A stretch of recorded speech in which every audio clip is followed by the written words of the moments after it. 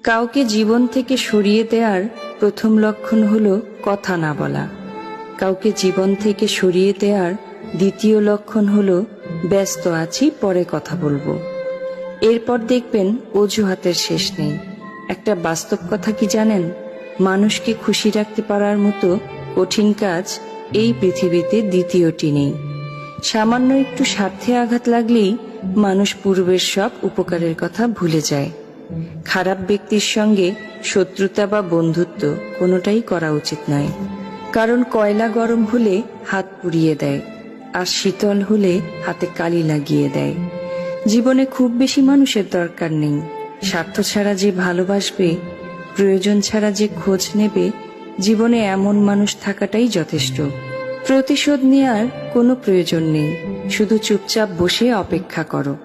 যারা তোমাকে আঘাত করেছে তারা নিজেরাই শাস্তি